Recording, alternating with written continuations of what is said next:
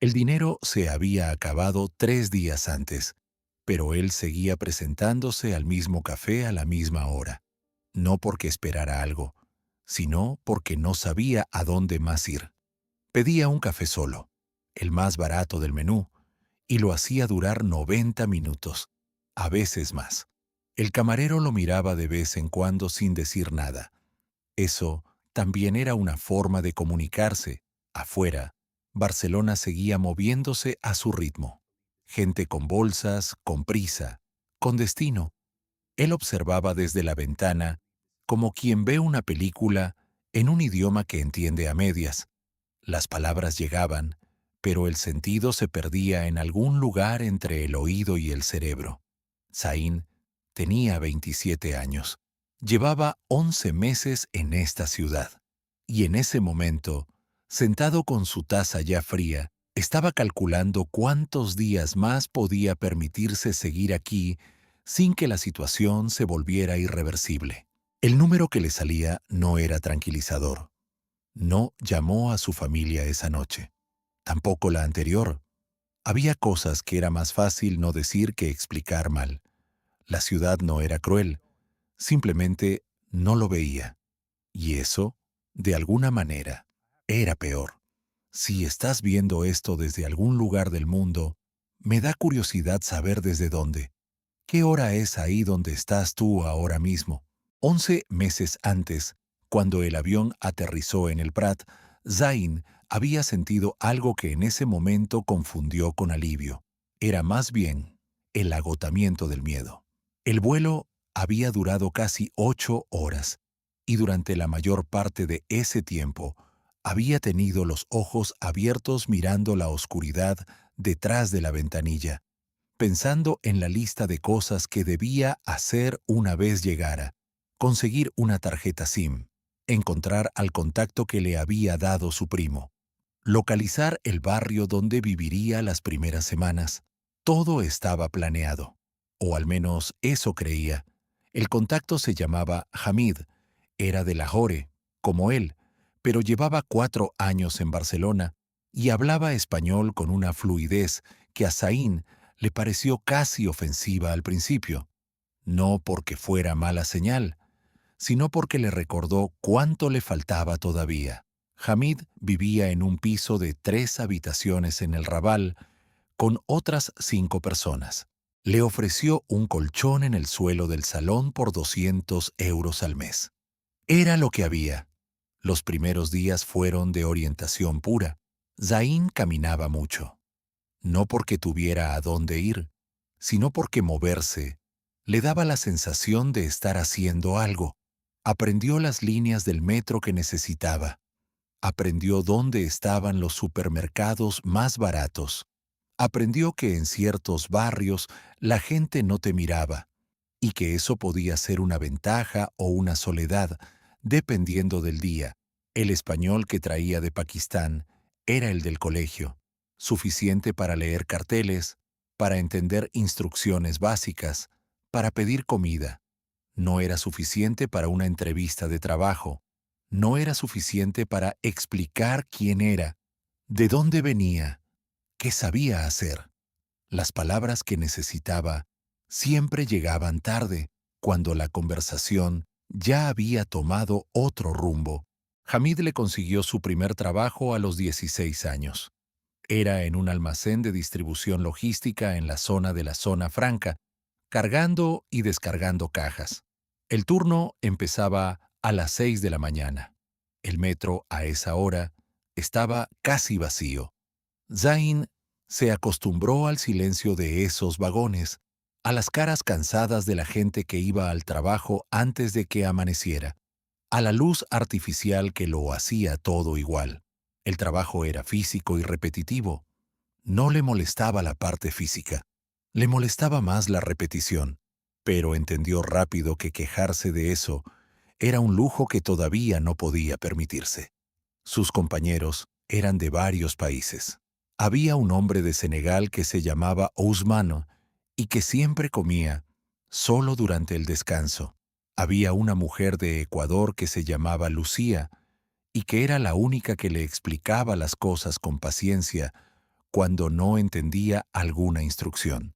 El encargado se llamaba Jordi, era eficiente, distante y trataba a todos por igual, lo cual significaba que no trataba especialmente bien a nadie. Zain mandaba dinero a casa cada mes, no todo lo que ganaba, pero sí una parte fija que había calculado desde el principio. Su madre no preguntaba mucho sobre cómo estaba. Preguntaba si había comido, si hacía frío, si había encontrado una mezquita cercana. Él respondía que sí a las tres cosas, aunque solo una era completamente cierta.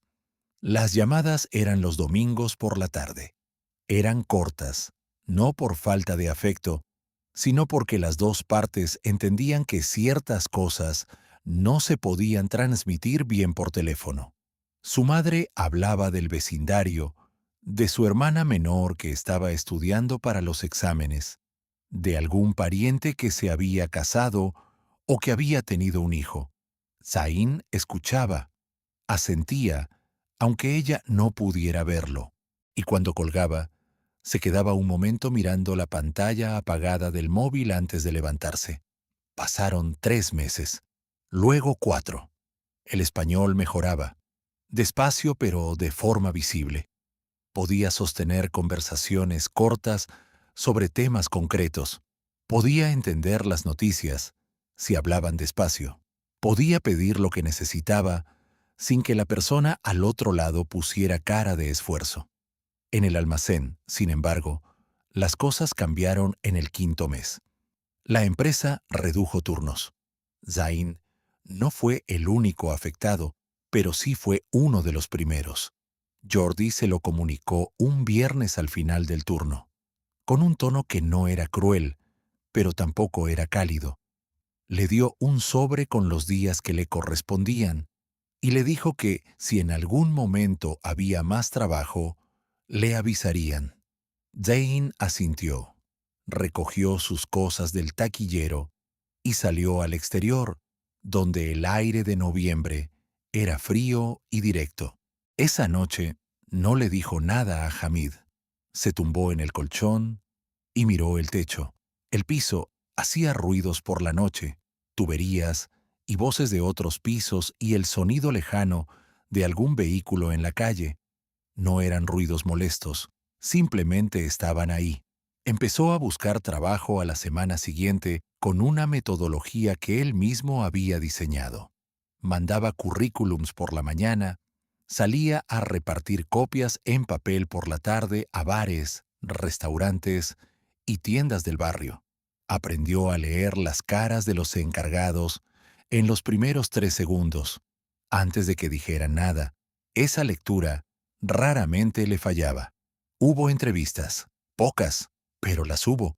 Una para un almacén similar al anterior, donde el encargado le preguntó si tenía papeles y cuando Zain dijo que estaba en proceso de renovación, la conversación terminó de forma cordial pero definitiva. Otra para un restaurante de comida rápida, donde lo llamaron 2 semanas después para decirle que habían cubierto la plaza. Una tercera para un trabajo de reparto en bicicleta, que consiguió y que duró 6 semanas hasta que la plataforma redujo zonas. Fueron los meses del colchón en el suelo, del café que duraba 90 minutos, de las llamadas del domingo que se fueron haciendo más cortas sin que nadie lo comentara. Fueron los meses en que Zain aprendió a medir el tiempo de otra manera, no en días ni en semanas, sino en facturas, en vencimientos, en la cantidad exacta que quedaba en su cuenta bancaria cada vez que miraba el saldo.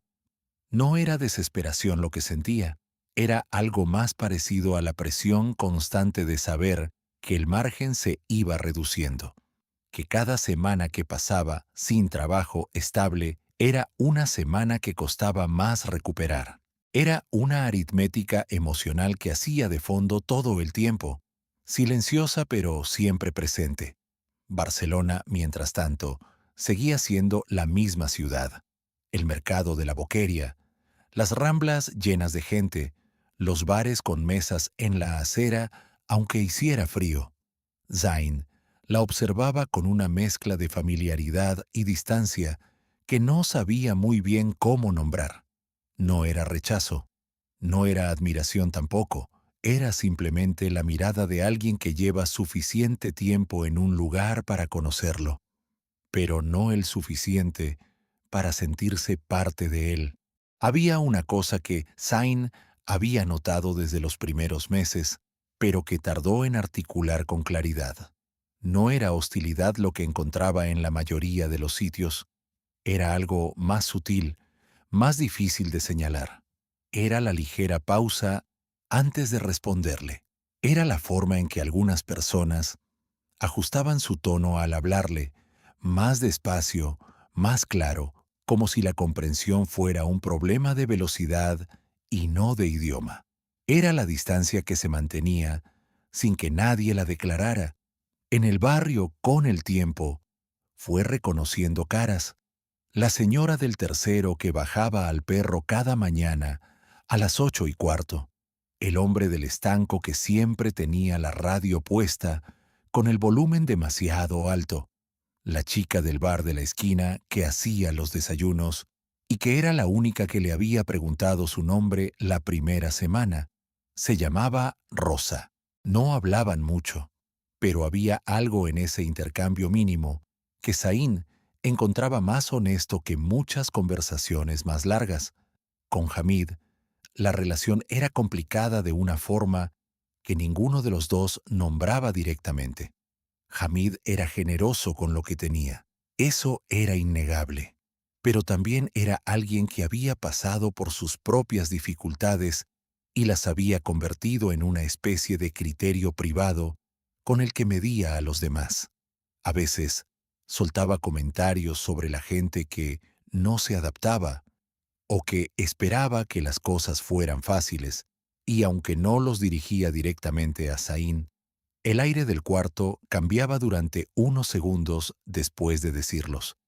Zain no respondía, no porque no tuviera nada que decir, sino porque sabía que vivía en el suelo de ese salón y que la conversación tenía un desequilibrio de base que hacía inútil cualquier argumento. No era cobardía, era cálculo. Y el cálculo decía que mantener la paz en ese piso era más valioso en ese momento que tener razón. Los otros inquilinos eran más silenciosos. Tarik era el mayor, tendría unos 40 años, y trabajaba en construcción desde hacía 2. Apenas hablaba durante las comidas, pero era el que siempre dejaba la cocina limpia sin que nadie se lo pidiera. Sufian era el más joven, 23 años, y pasaba la mayor parte del tiempo en su cuarto con los auriculares puestos. A veces, Zain lo veía en el balcón por la noche, mirando la calle, y entendía ese gesto sin necesidad de preguntarle nada. Fueron los meses de las conversaciones pequeñas. El idioma avanzaba. Zain podía mantener ya intercambios más largos. Podía bromear si el contexto lo permitía. Podía entender registros distintos del español, el formal y el coloquial, el del barrio y el de una oficina. Pero entender el idioma era solo una parte. La otra parte era saber cuándo hablar y cuándo no, cuándo preguntar y cuándo esperar, cuándo la puerta estaba abierta aunque nadie la hubiera declarado abierta. Eso no se aprendía en ningún libro. Hubo una semana en que encontró trabajo en un taller de reformas. Era trabajo en negro. Lo sabía desde el principio, pero las alternativas en ese momento no abundaban. El dueño se llamaba Marcos y era un hombre de unos 50 años, que hablaba poco y esperaba que las cosas se entendieran sin explicación. El primer día, Zain cometió un error con una medida y Marcos lo corrigió con una sola frase, sin levantar la voz, pero sin suavizarlo tampoco. Zain no volvió a cometer ese error. El trabajo era variado. Un día pintaban una fachada en Gracia, otro instalaba suelo laminado en un apartamento turístico en el Eixample. Los compañeros del taller eran dos hombres de Rumanía, Gheorghe y Marian, que llevaban juntos desde hacía años y que se comunicaban entre ellos en su idioma y con Zain en un español básico y directo. No había mucha conversación, pero tampoco falta de respeto. Era el tipo de relación que se construye sobre el trabajo compartido y no necesita más estructura que esa. Zain aprendió cosas en ese taller que no había aprendido en ningún otro sitio. Aprendió a leer un plano simple. Aprendió el nombre de herramientas que no había tenido necesidad de conocer antes. Aprendió que el trabajo manual tiene su propia lógica, que cuando algo encaja bien lo sabes sin que nadie te lo diga, y que esa satisfacción discreta es real aunque nadie la mencione.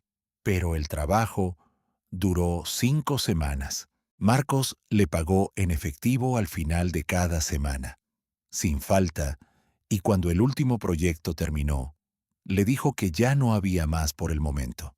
Sin mala intención, sin promesas, simplemente así. Fue después de eso cuando empezó a frecuentar la biblioteca. No era un plan, sino una consecuencia. Necesitaba un lugar donde estar durante el día que no costara dinero y donde el ambiente no lo hiciera sentir fuera de lugar. La biblioteca del barrio cumplía las dos condiciones. Había mesas largas con sillas, conexión a Internet y una silenciosidad que no era incómoda, sino funcional.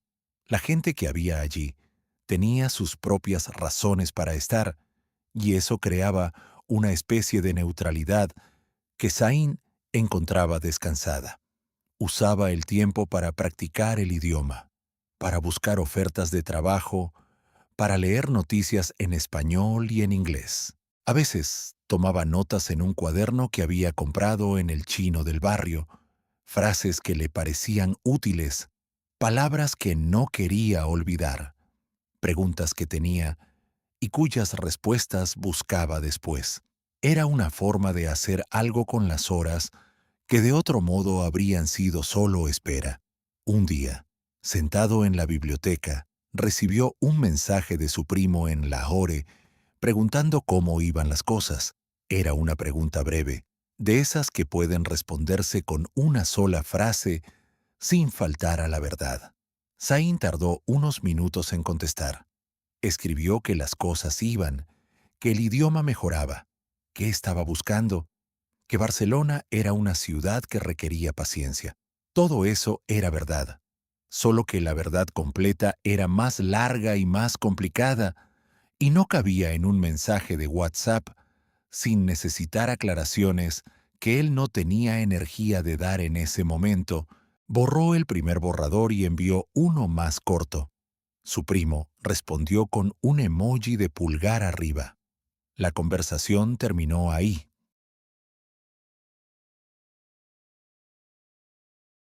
El saldo de su cuenta llegó a 142 euros un martes por la tarde. Lo vio en la pantalla del móvil mientras esperaba en la parada del autobús. No fue un momento dramático, simplemente se quedó mirando el número unos segundos más de lo habitual, lo guardó en algún lugar de la cabeza donde guardaba las cosas que necesitaba no olvidar, y subió al autobús cuando llegó. Esa noche habló con Hamid, le explicó la situación sin rodeos, porque Hamid era el tipo de persona con quien los rodeos costaban más que la honestidad directa. Le pidió si podía retrasar el pago del mes unos 15 días. Hamid lo escuchó, asintió y dijo que sí, pero que no podía hacer más. Después, siguió comiendo sin decir nada más. Zains también. Lo que siguió a esa conversación fue una semana de movimiento intenso, pero sin resultados visibles. Mandó currículums a más de 40 sitios. Volvió a recorrer a pie los locales del barrio, esta vez con más fluidez en español y con una confianza que él mismo notaba diferente a la de meses anteriores. Pero confianza no era garantía. Las puertas que se abrían lo hacían poco, y las que se cerraban Lo hacían con cordialidad, que era casi peor. Fue Lucía, la mujer del almacén donde había trabajado al principio, quien lo llamó un jueves por la tarde. Le preguntó si seguía buscando trabajo. Le dijo que un cuñado suyo tenía un restaurante en Poble Sec y que necesitaba a alguien para el turno de cocina. Preparación básica, nada que requiriera formación específica, que el sueldo no era alto, pero era en nómina, que si quería, ella podía decirle que llamara. Zain dijo que sí antes de que ella terminara la frase. La entrevista fue 2 días después. El restaurante se llamaba simplemente El Rincón, sin más decoración en el nombre. El cuñado de Lucía era un hombre de unos 45 años que se llamaba Ferran, de pocas palabras, pero sin brusquedad. Le hizo 3 preguntas concretas: si había trabajado en cocina antes, si tenía experiencia con volumen alto, si podía empezar la semana siguiente. Zain respondió con honestidad a las 2 primeras, que no había trabajado en cocina formal, pero que aprendía rápido, y que había cocinado desde los 16 años, porque en su casa era quien preparaba la comida cuando su madre no estaba. Ferran lo miró un momento, no con escepticismo, sino con la evaluación tranquila de alguien que ha escuchado muchas respuestas en su vida y sabe cuándo una tiene peso real. Le dijo que empezara el lunes. El trabajo en el rincón fue distinto a todo lo anterior. No era más sencillo, era distinto. La cocina tenía su propia economía de movimientos, su propia jerarquía no declarada, pero perfectamente operativa. Había una cocinera principal que se llamaba Amara. Era de Costa de Marfil, llevaba 6 años en el restaurante y manejaba el espacio con una eficiencia que Zain estudió desde el primer día con la misma atención con que había estudiado el metro los primeros meses. Amara no daba instrucciones más de una vez. Tampoco era hostil. Simplemente esperaba que las cosas se hicieran y, cuando no se hacían, lo decía con una frase corta y seguía. La primera semana fue de errores controlados, no catástrofes, sino pequeños desajustes de ritmo, de temperatura, de cantidad. Amara los señalaba sin dramatismo. Zain los corregía. El proceso era funcional. Al final de la primera semana, Ferran pasó por la cocina al cierre, miró sin decir nada y al salir dijo que volviera el lunes. Era suficiente. Sin embargo, fue durante esa misma semana cuando surgió algo que Zain no esperaba. No era un problema del trabajo en sí, era externo, y lo encontró de forma oblicua, sin buscarlo. Uno de los repartidores que hacía entregas al restaurante era un hombre que se llamaba Karim. Era marroquí, llevaba años en Barcelona y tenía la clase de informalidad fácil de quien conoce la ciudad mejor que a sí mismo. Empezaron a hablar en los descansos, de forma natural.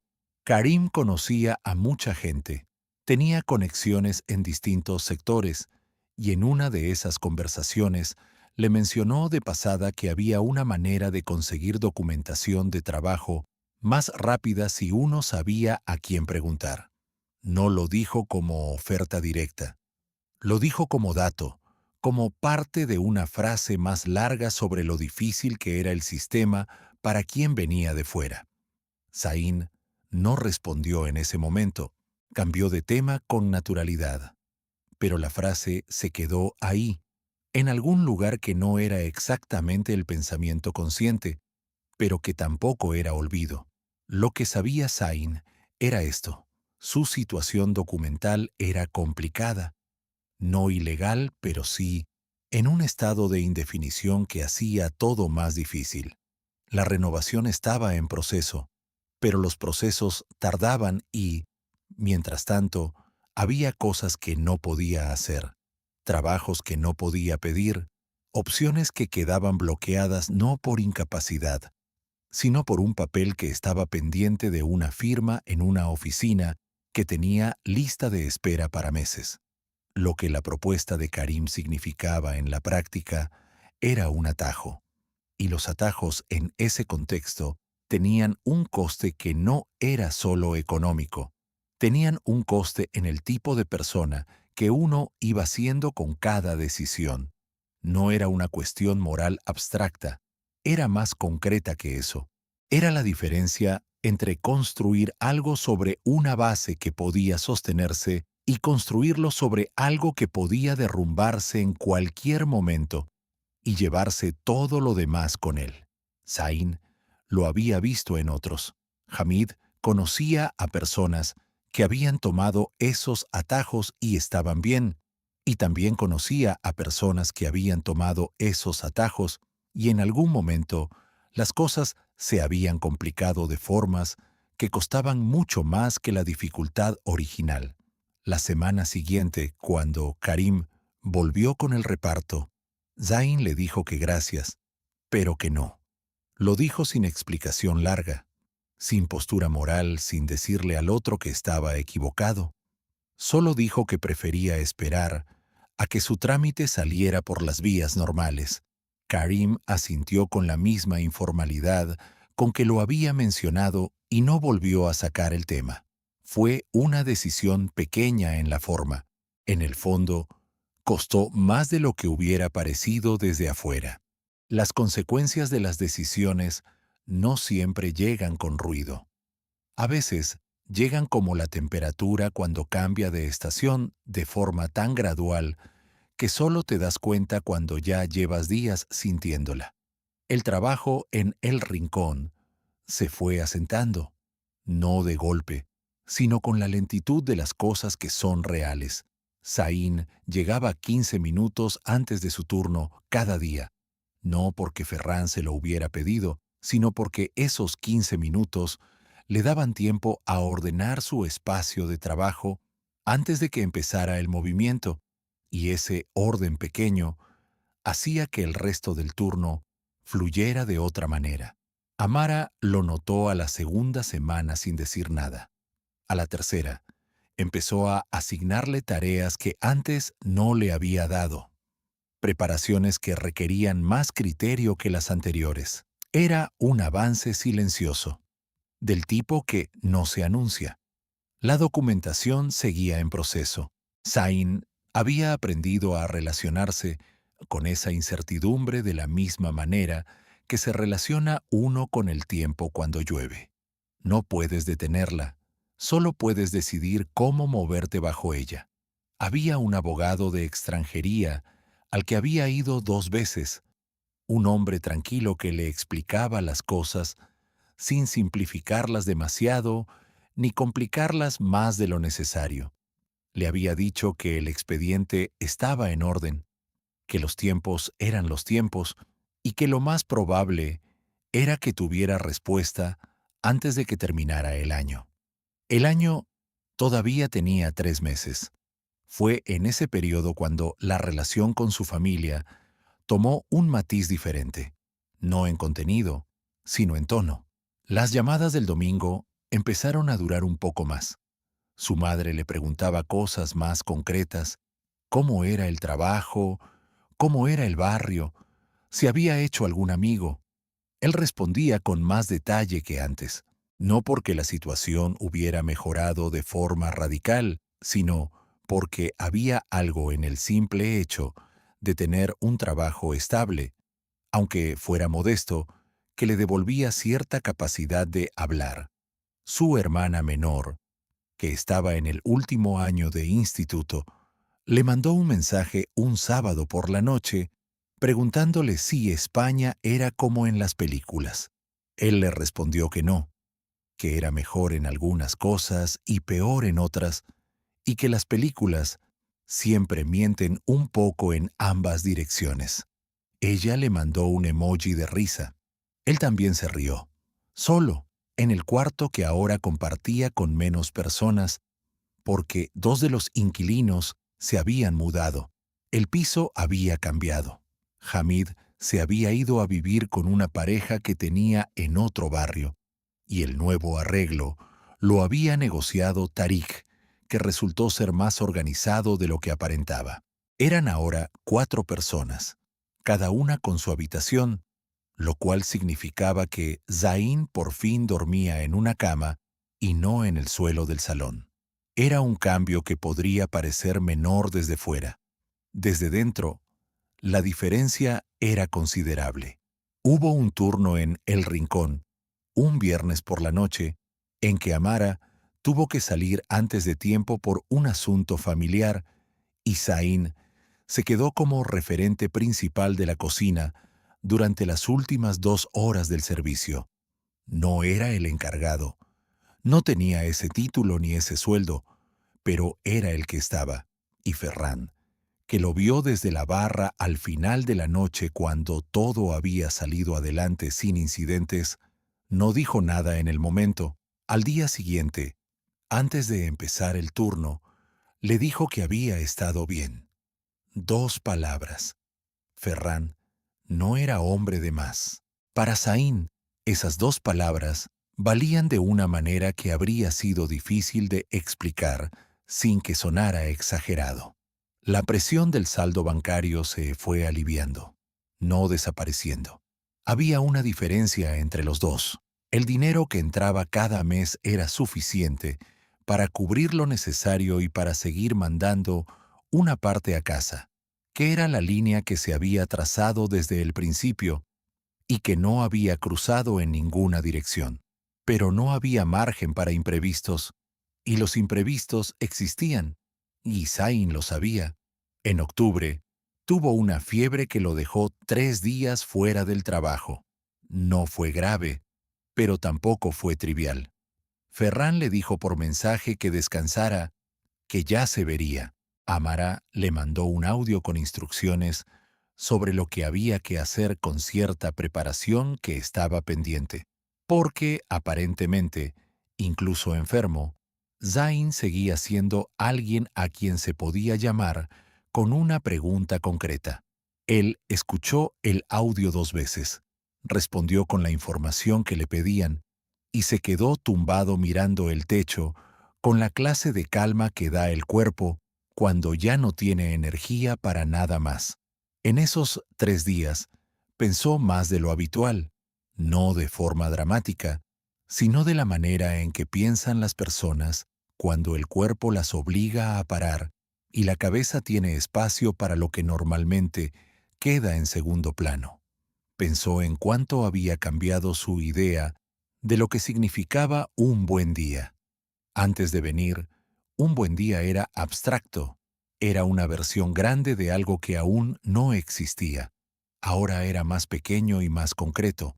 Un buen día era uno en que el trabajo salía, en que el español le alcanzaba para lo que necesitaba, en que por la noche podía dormir sin que la ansiedad le ganara antes de cerrar los ojos. No era lo que había imaginado cuando se subió al avión, pero era real, que era algo que lo imaginado nunca podía garantizar.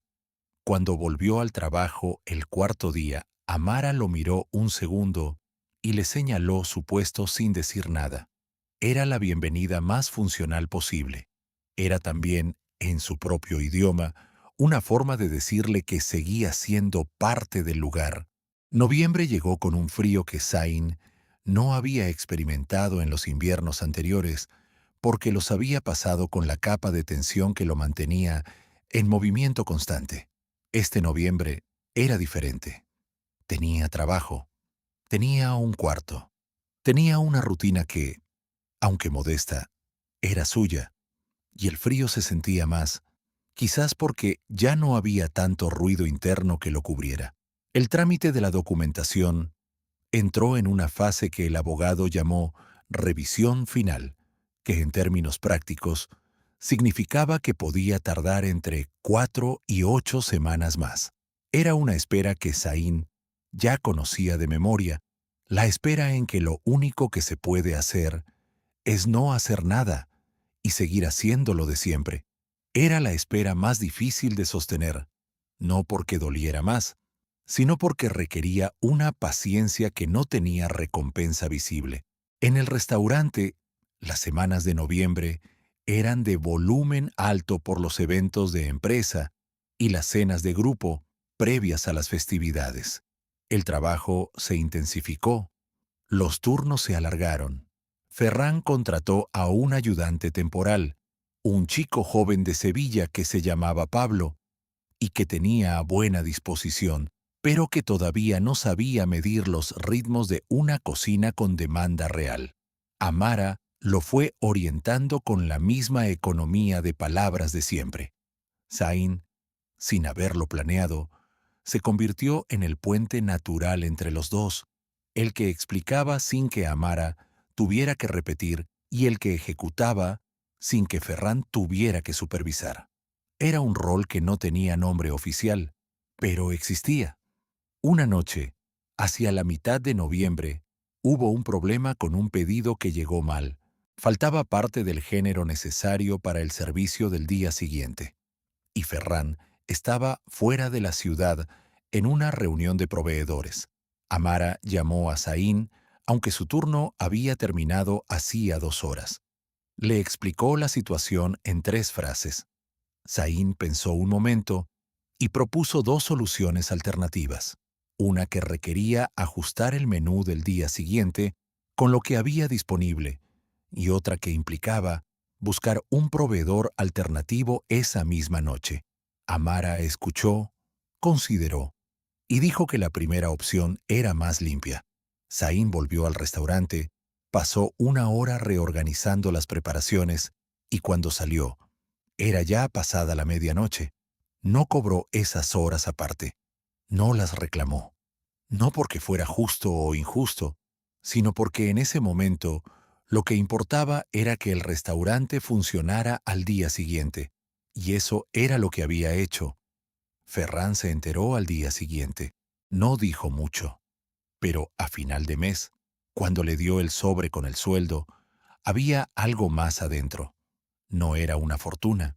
Era suficiente para que Zayn entendiera que había sido visto. Esa semana también hubo una conversación con Tarik, el compañero de piso, que fue de las más largas que habían tenido en todo el tiempo que llevaban viviendo juntos. Fue un domingo por la tarde, los dos en la cocina, uno haciendo té y el otro esperando que hirviera el agua para la pasta. Tarik le preguntó si pensaba quedarse en Barcelona a largo plazo. Zayn le dijo que no lo sabía todavía. Tarik asintió y le dijo que él tampoco lo había sabido durante los primeros 3 años, y que en algún punto la pregunta había dejado de ser urgente sin que hubiera llegado una respuesta clara. Era la conversación más honesta que Zayn había tenido con alguien en meses, no porque revelara grandes verdades, sino porque no pretendía hacerlo. El invierno avanzó con esa mezcla particular de monotonía y densidad que tienen los meses de trabajo intenso. Los días eran cortos. Zayn salía de casa de noche y volvía de noche. El barrio lo conocía ya de una forma distinta a la del turista y distinta también a la del vecino de toda la vida. Era el conocimiento del que ha recorrido las mismas calles en muchas condiciones distintas y ha aprendido que las calles no cambian, pero uno sí. Hubo un momento, a finales de noviembre, en que Zayn calculó cuánto llevaba en Barcelona. Eran ya casi 18 meses. Cuando había llegado, pensaba que en 18 meses tendría todo resuelto. No todo estaba resuelto, pero la distancia entre dónde estaba y dónde había estado era real y medible, aunque no se pareciera al mapa que había imaginado. Una tarde, en la biblioteca donde seguía yendo de vez en cuando, aunque ya no por necesidad de calor, sino por costumbre, encontró un libro en español sobre geografía del Mediterráneo. Lo abrió sin intención particular y leyó 3 páginas sobre la costa catalana, la forma en que el mar y la montaña se encuentran en un espacio geográfico que los catalanes han usado durante siglos para entender quiénes son. No era un libro sobre inmigración ni sobre identidad. Era un libro de geografía, pero algo en la descripción de ese encuentro entre dos elementos que vienen de direcciones opuestas le pareció que tenía una lógica que conocía. Lo devolvió a la estantería sin terminarlo, no porque no fuera interesante, sino porque había cosas que era mejor dejar en su lugar. La resolución no llega como un momento, llega como una acumulación de momentos pequeños que solo se reconocen como resolución cuando ya han pasado. En diciembre, la documentación salió. El abogado lo llamó un martes por la mañana, mientras Zain estaba en el metro camino al restaurante. Le dijo que el expediente había sido aprobado, que en unos días recibiría la notificación formal y podría recoger los documentos en la oficina correspondiente. Le explicó los pasos siguientes con la misma calma con que siempre explicaba las cosas. Zain escuchó todo. Dijo gracias y colgó. El metro siguió moviéndose. La gente a su alrededor iba a sus cosas. Él se quedó mirando por la ventana, los túneles que pasaban, la oscuridad interrumpida por las luces de las estaciones, y no dijo nada, porque no había nadie a quien decírselo en ese momento. Esa tarde trabajó igual que todos los días. No le dijo nada a Ferran ni a Amara, no porque quisiera guardarlo en secreto, sino porque no sabía muy bien cómo nombrarlo sin que sonara más grande o más pequeño de lo que era. Se lo dijo a Tarik esa noche, en la cocina, con la misma naturalidad con que le había preguntado si quedaba sal. Tarik lo miró, asintió y le dio la mano. Fue un apretón breve, funcional. Zain lo agradeció exactamente en esa proporción. Llamó a su madre el domingo, como siempre. Esta vez la llamada duró más. Le contó lo de la documentación. Hubo un silencio al otro lado que Zain conocía. Era el silencio de su madre cuando procesaba algo antes de responder. Luego, ella dijo que rezara para dar gracias. Luego preguntó si había comido bien esa semana. Zain dijo que sí. Y esta vez era completamente verdad. La percepción que los demás tenían de él había ido cambiando de formas que él no había gestionado activamente, pero que tampoco eran casuales. En el restaurante, era ya alguien a quien Ferran consultaba antes de tomar ciertas decisiones de organización de cocina. No decisiones grandes, sino del tipo que afectan al día a día y que requieren el criterio de quien está más horas dentro que fuera. Amara y él habían desarrollado un sistema de trabajo que no necesitaba mucha palabra. Se anticipaban mutuamente en los momentos de volumen alto, se daban espacio en los momentos lentos y, cuando había que tomar una decisión rápida, lo hacían sin deliberación larga porque las dos personas ya sabían qué priorizar. Rosa, la chica del bar de la esquina, le había preguntado una mañana si quería probar un café que habían empezado a servir nuevo. Era un detalle sin importancia en términos objetivos, pero era también la señal de que ya no era el desconocido de la mesa de la ventana. Era alguien del barrio. Fue en enero cuando Ferran le preguntó si estaría dispuesto a asumir más responsabilidad. No lo formuló como ascenso, porque El Rincón no era el tipo de lugar que manejaba esas categorías con esa formalidad. Lo formuló como una pregunta concreta. Si Pablo seguía, necesitaba a alguien que coordinara la cocina de forma más sistemática. El sueldo subiría. Las horas serían las mismas. La responsabilidad más. Zain le dijo que necesitaba pensarlo una noche. No era un no. Tampoco era aceptación automática.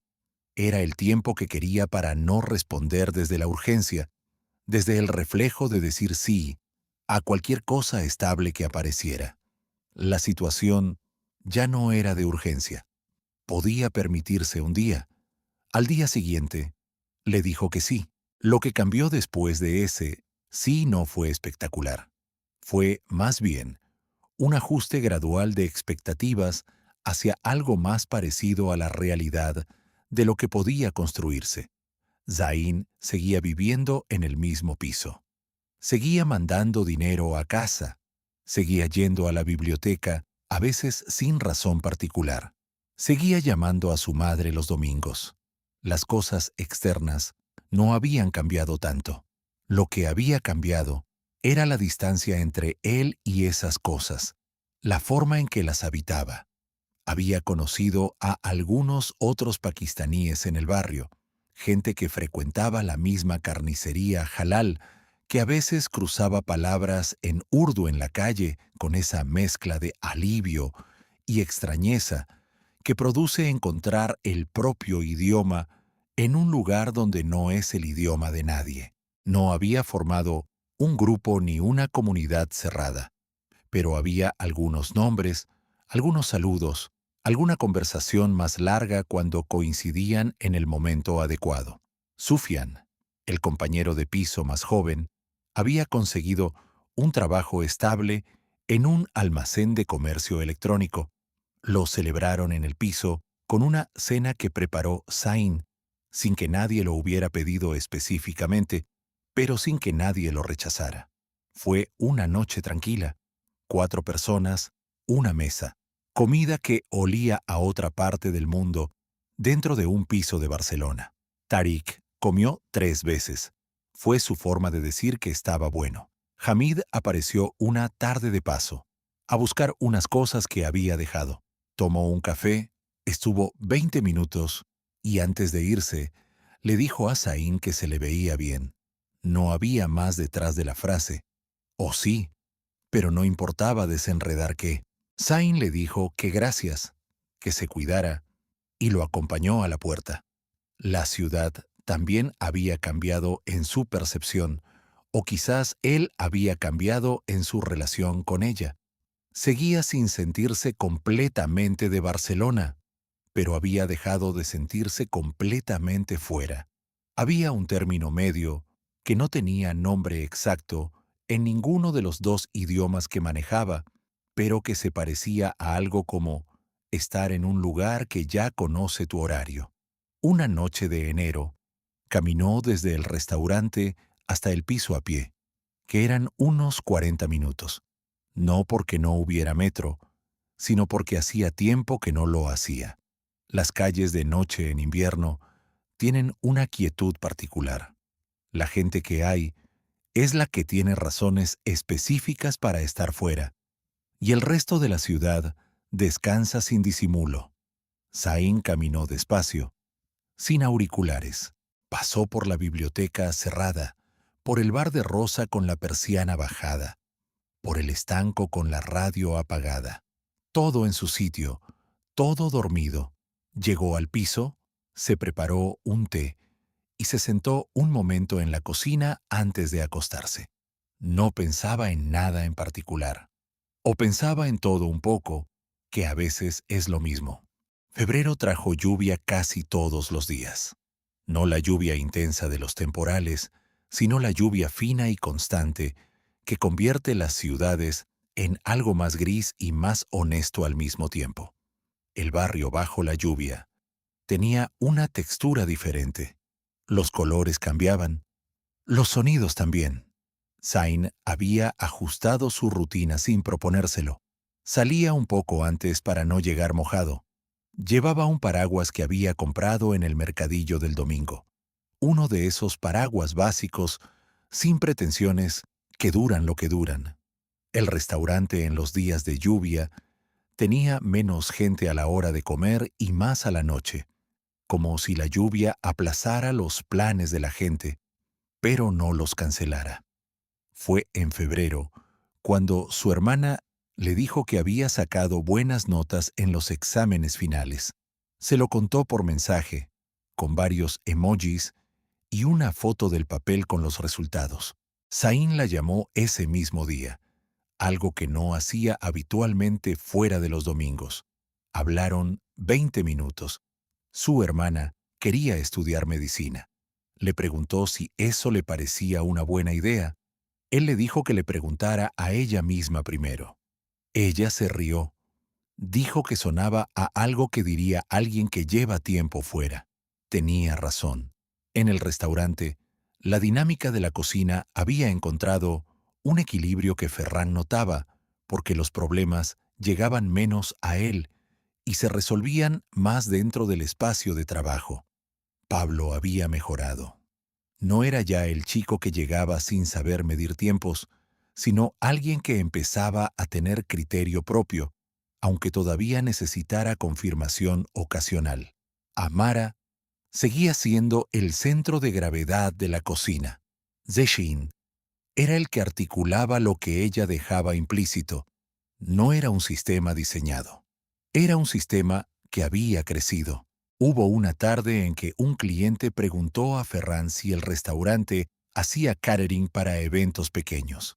Era una pregunta que antes Ferran habría respondido que no directamente. Esta vez fue a la cocina a preguntarles a Zain y a Amara qué pensaban. Amara dijo que dependía del tipo de evento y del volumen.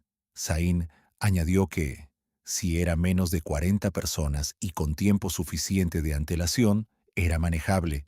Ferran salió, habló con el cliente y cerró el acuerdo. El evento fue 3 semanas después, un sábado por la tarde. Una empresa pequeña que celebraba su aniversario. 42 personas, menú cerrado, servicio de 2 horas. Zain y Amara organizaron la logística la semana anterior con una lista de preparaciones y tiempos que Ferran revisó y aprobó sin cambios.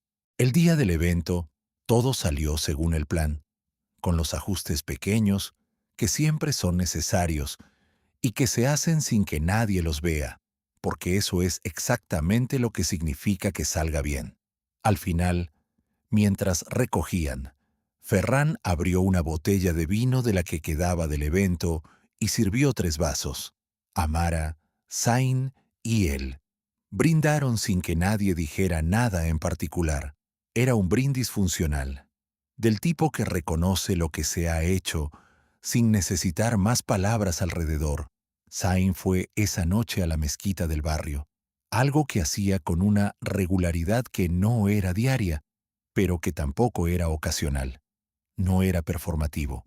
Era parte de su semana de la misma manera que ir a la biblioteca o llamar a su madre los domingos. Después, caminó a casa despacio, con el paraguas en la mano aunque ya no llovía. En el piso, Tarik y Sufian estaban viendo algo en el portátil de Sufian con auriculares compartidos, de esa manera torpe que hace que ninguno de los dos escuche bien. Pero los dos se nieguen a decirlo. Zain saludó, se preparó algo en la cocina y se quedó un rato sentado en la sala sin decir nada particular. Era el tipo de silencio cómodo que tarda en llegar entre personas que viven juntas. Y Zain sabía reconocerlo porque antes no existía en ese piso. Hubo una conversación con el abogado en marzo de seguimiento en que le explicó a Zain los pasos siguientes para consolidar su situación documental a largo plazo. Le habló de plazos, de requisitos, de cosas que debía conservar y documentar. Zain escuchó con atención y tomó notas en el cuaderno que seguía usando, ahora más lleno que cuando lo había comprado. Al salir de la oficina, en la calle, se quedó un momento parado. No era euforia. Era algo más parecido a la sensación de estar de pie sobre una superficie que no se mueve. Era estabilidad, que cuando no se tiene se confunde con falta de movimiento, y cuando se recupera, se entiende que es exactamente lo contrario. Es la base desde la que el movimiento puede existir. Llamó a su madre antes del domingo, un jueves. Ella no preguntó por qué llamaba fuera del horario habitual. Simplemente contestó y empezó a hablar del vecindario como siempre. Zain la dejó hablar. Escuchó sobre una boda, sobre el hermano de alguien que había conseguido trabajo en Karachi, sobre que habían puesto una señal de tráfico nueva en la esquina de siempre. Escuchó todo, sin prisa. Cuando colgó, Pensó en cuánto de lo que ella le contaba era exactamente igual que antes de que él se fuera, y en cuánto de él era diferente. La distancia no había cambiado el lugar, había cambiado la forma en que él miraba el lugar desde donde estaba. Fue en marzo también, cuando Rosa, del bar de la esquina, le preguntó si alguna vez había pensado en dar clases de cocina. Fue una pregunta sin mucho contexto, surgida de una conversación sobre el catering que había hecho el restaurante, que de alguna manera se había sabido en el barrio. Zayn le dijo que no había pensado en eso. Ella dijo que debería. Él no respondió más, pero la pregunta se quedó, no porque fuera a hacer nada inmediatamente con ella, sino porque era la clase de pregunta que llega cuando alguien que te conoce te ve de una manera que tú todavía no te has visto del todo. Hay cosas que no se ven mientras ocurren, solo se ven desde una distancia que el tiempo va poniendo entre el momento y uno mismo, sin pedirlo, sin que nadie lo decida. En abril, Zayn encontró el cuaderno de los primeros meses. Estaba en el fondo de la mochila que había usado al llegar, que ahora guardaba cosas que no usaba, pero que tampoco había tirado. Lo abrió. Estaba lleno de frases en español anotadas a mano, palabras que en su momento no entendía, preguntas que se había hecho y respondido luego, algunas sin responder todavía. La letra de las primeras páginas era más apretada, más pequeña, como si el espacio del papel también fuera algo que había que administrar. Hacia las últimas páginas, la letra se abría más. No era un cambio planeado, era solo lo que pasa cuando uno deja de sentir que necesita caber en menos espacio. Lo dejó abierto en la mesa de la cocina un momento. Tarik pasó por ahí, lo miró y preguntó qué era. Zayn le dijo que era de cuando llegó. Tarik asintió, sirvió su café y se fue a su cuarto. No hacía falta más.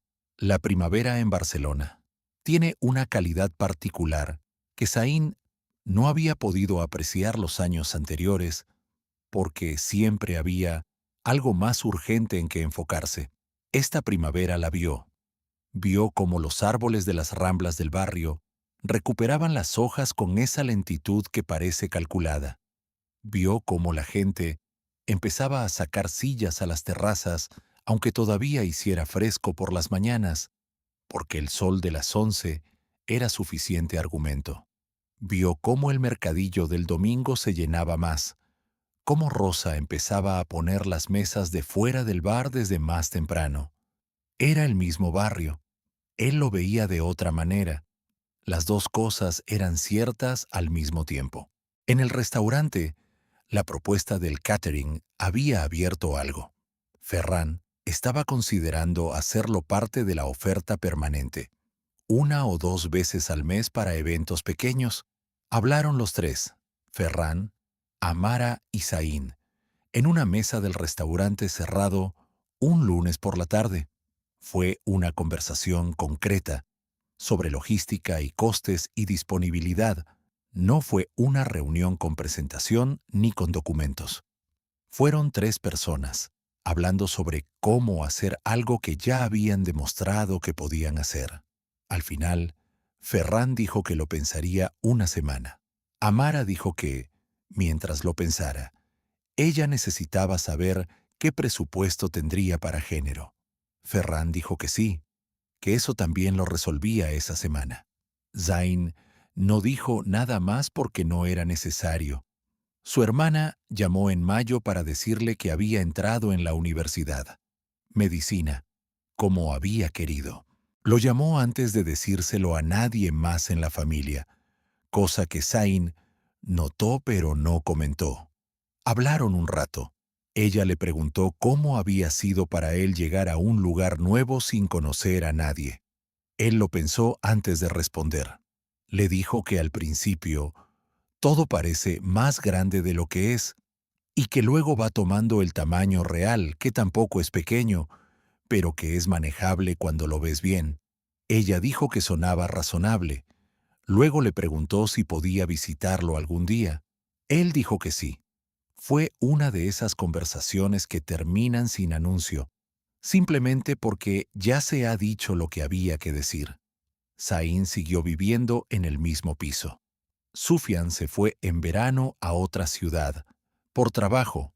Entró una chica que se llamaba Nadia, de Argelia, que trabajaba en un hospital como auxiliar. Era reservada los primeros días, como todos lo son, y luego fue siendo más ella misma, que resultó ser alguien con mucho criterio propio y con la costumbre de cocinar los fines de semana con más cantidad de la necesaria y dejar el resto en el frigorífico para los demás sin decir nada. Era una forma de generosidad que no requería que nadie le agradeciera. Tarik seguía en el piso, seguía siendo el que dejaba la cocina limpia y el que hablaba menos de lo que pensaba y el que, cuando decía algo, valía la pena escucharlo. Zayn no sabía si seguirían viviendo juntos mucho tiempo más, ni si el piso seguiría igual. Las cosas cambian, y ese piso había cambiado varias veces ya. Pero había algo en la constancia de Tarik que funcionaba como ancla de una forma que Zayn no habría sabido explicar del todo. En septiembre, el abogado le confirmó que la siguiente fase de su situación documental estaba en orden, que en los próximos meses podría hacer ciertas cosas que antes no había podido: abrir una cuenta con más opciones, tramitar ciertas gestiones que antes requerían intermediarios. No era el fin de nada, ni el principio espectacular de algo. Era un paso más en una cadena de pasos que no tenían ceremonia, pero que cada uno sumaba al siguiente. Esa noche, Zayn caminó por el barrio, sin destino concreto, sin auriculares. Pasó por la biblioteca, que estaba cerrada. Pasó por el bar de Rosa, que estaba abierto y con gente. Pasó por el estanco, cerrado. Pasó por la panadería de la esquina, que olía siempre igual a las horas que estaba abierta. Siguió caminando hasta llegar a un pequeño parque que había en el extremo del barrio, donde a esa hora solo había una pareja sentada en un banco y un perro que perseguía algo que no existía en la oscuridad. Se sentó un momento en otro banco. No pensó en nada grande. Pensó en el cuaderno con la letra apretada de los primeros meses. Pensó en el número 142 en la pantalla del móvil en la parada del autobús. Pensó en el café que duraba 90 minutos y en el camarero que lo miraba sin decir nada. Pensó en su madre, preguntando si había comido, si hacía frío, si había encontrado una mezquita. Pensó en Amara señalando su puesto, sin decir nada cuando volvió después de la fiebre. Pensó en las dos palabras de Ferran, en el apretón de manos de Tarik. No eran recuerdos heroicos, eran simplemente los que tenía, y los tenía enteros, sin que ninguno se hubiera perdido por el camino. Se levantó del banco. El perro del parque seguía persiguiendo su sombra, o lo que fuera. La pareja en el otro banco hablaba en voz baja. La ciudad hacía su ruido de fondo de siempre, lejano y constante, y completamente indiferente a cualquier historia particular que ocurriera dentro de ella. Zayn volvió al piso caminando despacio, como alguien que conoce el camino y no necesita apurarse. La luz de la cocina estaba encendida. Alguien había dejado té hecho.